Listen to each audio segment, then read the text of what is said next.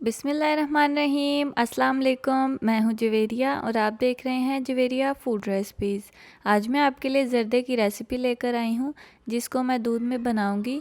कुछ लोग पानी में चाशनी बनाकर तैयार करते हैं, लेकिन मैं दूध में बनाऊंगी, जिससे बहुत ही अच्छा टेस्ट आता है।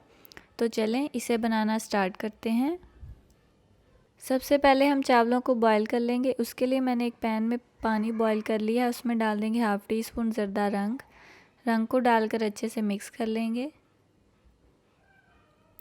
देखिए कलर हमारा मिक्स हो गया। अब मैं इसमें डाल दूंगी 1 घंटा पहले भिगोए हुए आधा किलो चावल। इनको चावलों को डालकर अच्छे से मिक्स कर लेंगे और इन्हें तकरीबन 80% बॉईल करेंगे। अच्छे से मिक्स कर लेंगे और ढक्कन देकर इन्हें बॉईल कर लेंगे।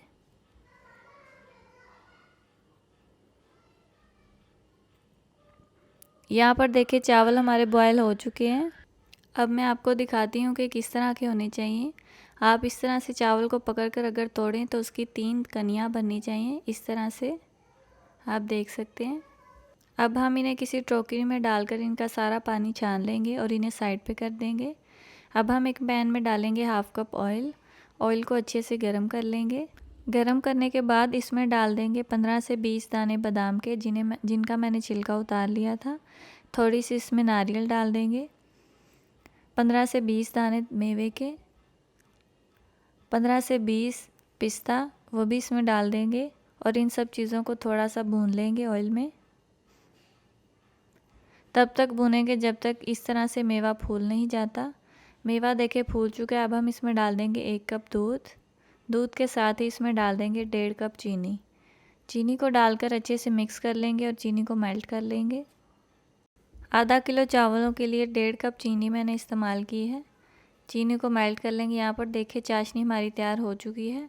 अब हमने जो चावल बॉयल किए थे वो इसमें डाल देंगे और चावलों को अच्छे से मिक्स कर लेंगे।